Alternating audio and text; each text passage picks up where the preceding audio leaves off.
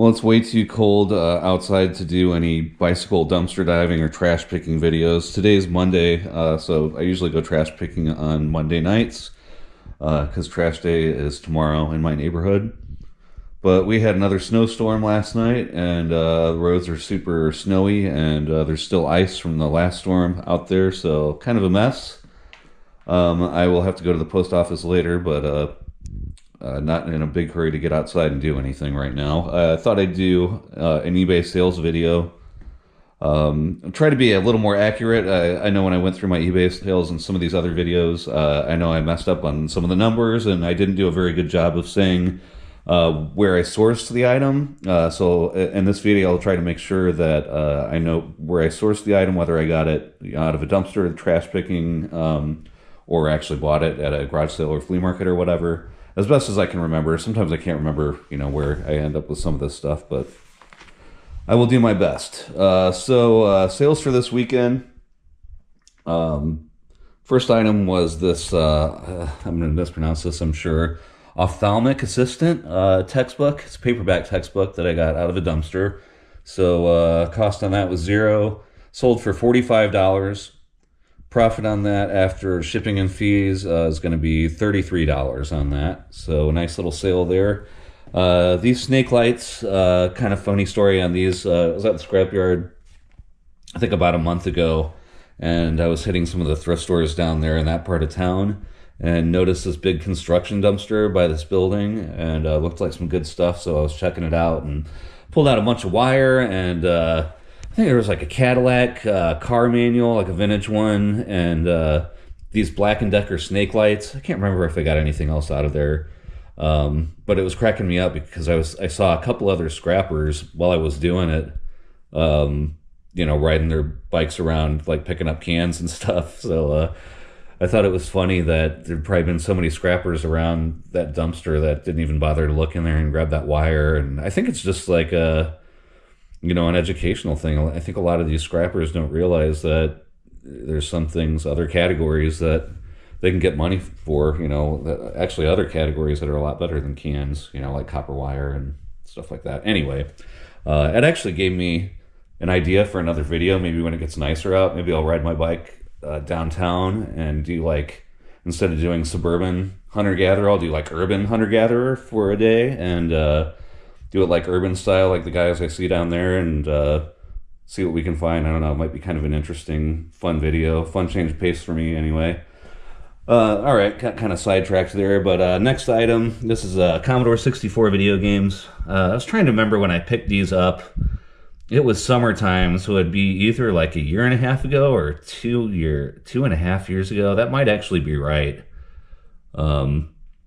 So I got a ton of Commodore 64 and Amiga items, hardware and software. This place in Iowa, very, very sketchy situation. Craigslist deal with some sketchy people. But yeah, that's kind of part of this business, unfortunately.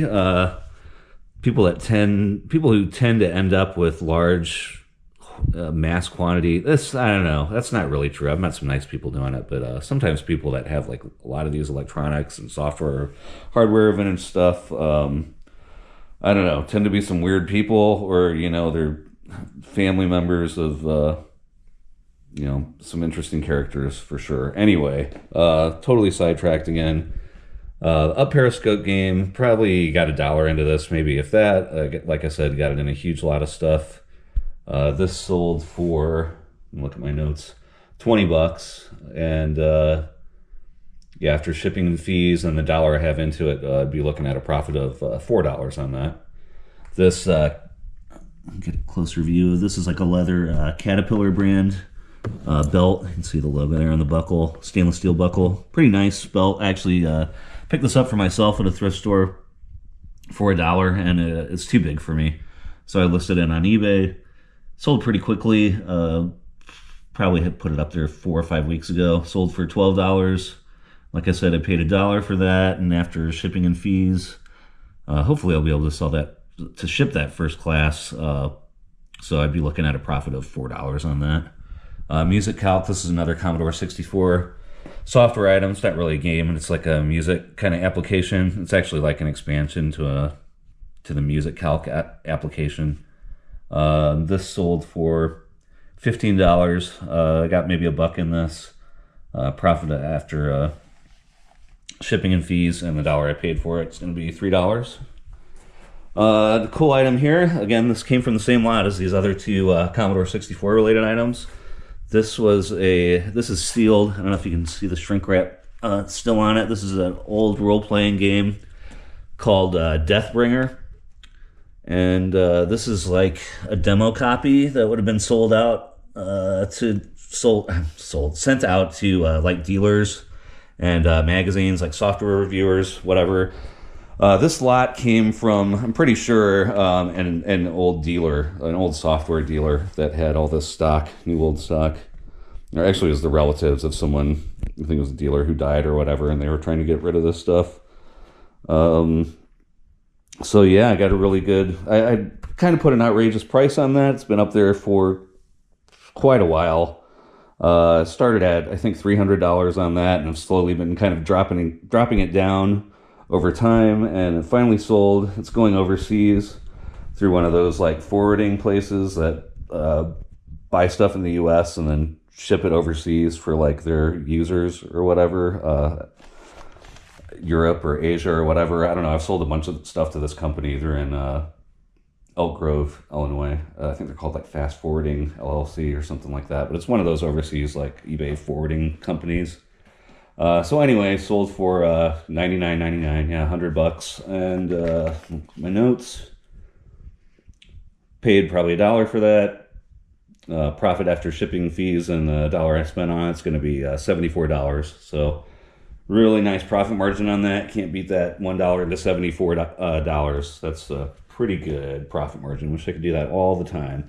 So Sky Travel, another Commodore game. A lot of Commodore stuff sold over the weekend. I don't know what's going on with that, but I'm not mad at it.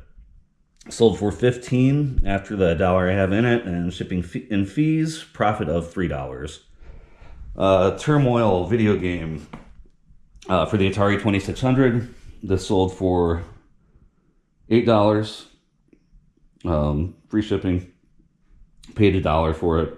Total profit of $2 on that. And another real cool sale this weekend, these vintage shoe boxes.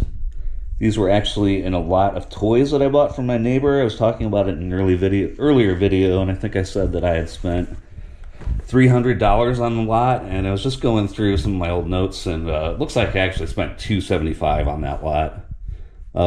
But yeah, a lot of the big cars were stored in these vintage shoe boxes from the 80s, and yeah, I guess these are all from the 80s pretty much.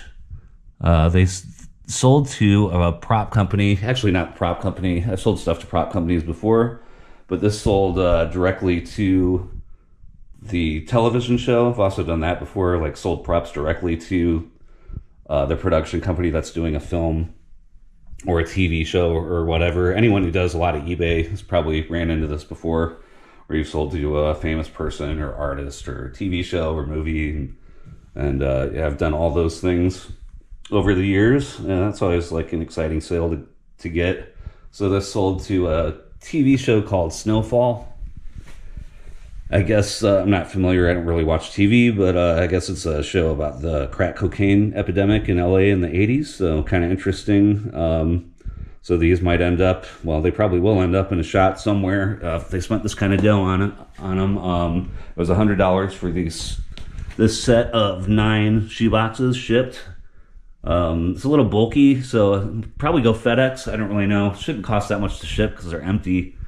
But I estimated on the high side of $30 shipping on those. So after shipping and fees, probably looking at like a $50 profit. Wasn't sure how to price the shoe boxes, so I just, I'm just saying like $9 for the shoe boxes because they were really kind of incidental. So I'm saying I spent $9 on those, $1 each. And after shipping and fees and the $9, I'd be looking at a profit of right around $50, I think, maybe a little more. So pretty good sales. I guess how that all breaks down, if you're interested, is I spent $15 on all those items. They sold for $335. and I profited $177 on those. So yeah, kind of cool. That's my eBay sales for the weekend.